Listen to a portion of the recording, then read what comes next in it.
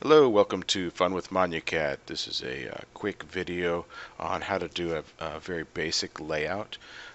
What we're going to start with here is a 2-foot bevel marker or 2-foot grasser.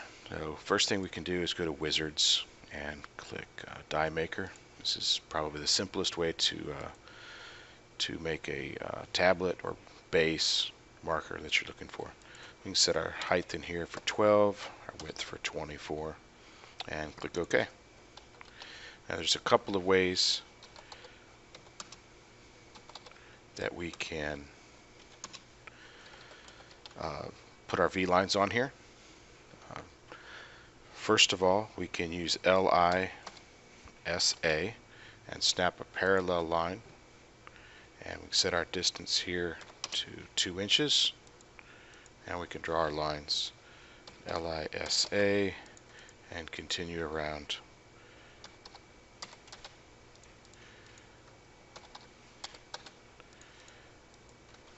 Using a fillet command, FL, we can fillet these together.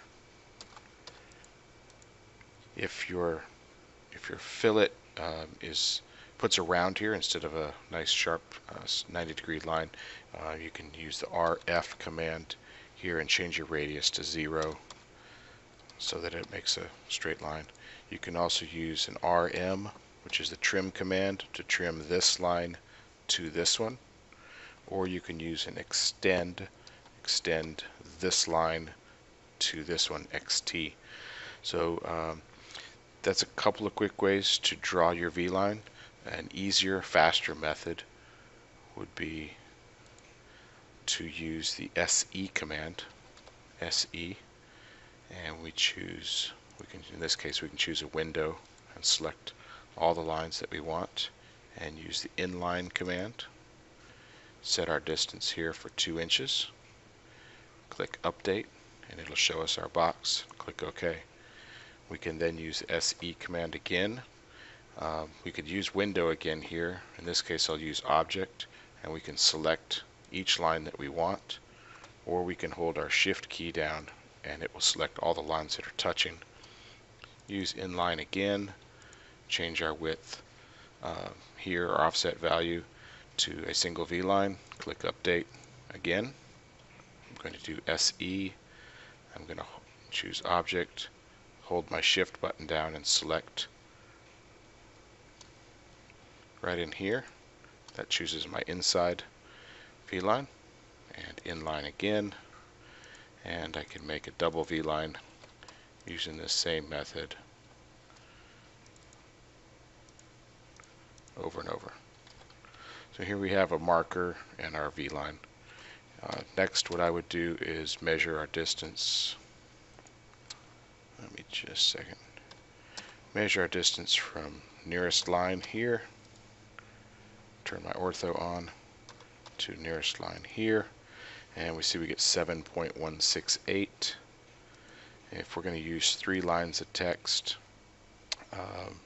7.1168, I'm going to subtract 1.5 inches letter, subtract 1.25 inches letter for my date of birth and my date of death, and I get 3.116. I'm going to divide that by 4 because I'll have 4 spaces, and that's what we're doing here, is to figure out what our spacing is going to be. Our spacing will be 0.7792.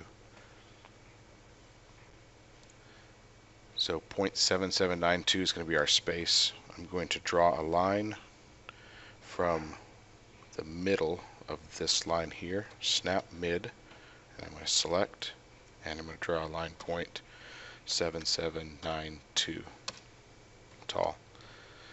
That's going to be my space between my date of death and the bottom of my V-line.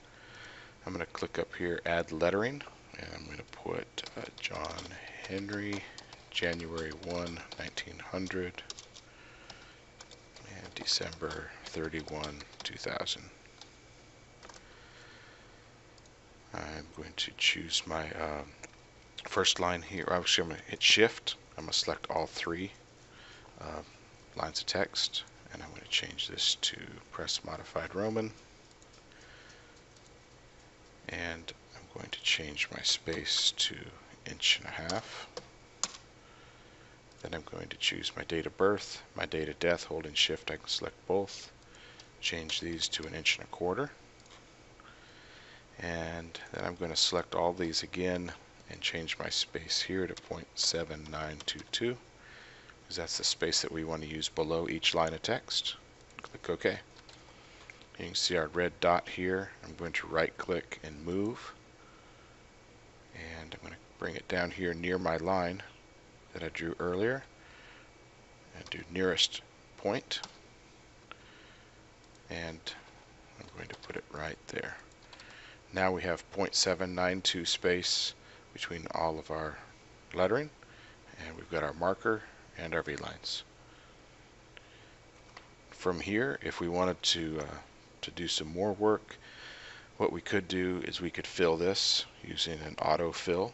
If you have fills purchased, and you would select right out here on the outside of this V-line, that'll fill our inside of our panel and our V-lines, and SD will fill the outside with whichever granite color that we want. And we're basically finished. So there's several ways we've done this, between using LISA, trim commands, extend command, fillet command, using the SE to inline. There's a lot I guess in this little video. I'm going to get rid of my fills here. If you wanted to add, let's say, a flower in the corner, we can do that. And we're going to do a rose here.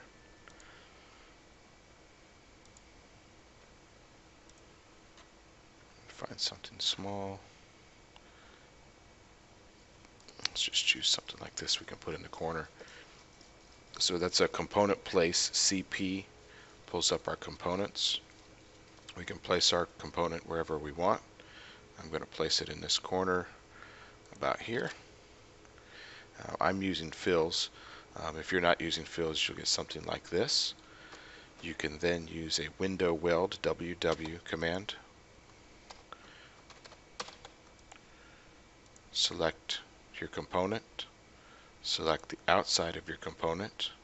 Make sure that all of your outside is selected, and press enter, and it will weld your V-lines behind your flower. We can do the same thing. WI, window image, select our component, snap mid of the center of our marker, turn our ortho back on, place our flower, window weld, select the outside of our component, press enter, and accept. Then we have a marker with flowers, family name, name, dates. We can continue along with other things here. There's a lot in the lettering commands. We can get into some of that in another video, but this should kind of get you started, and have fun with Monu-Cad.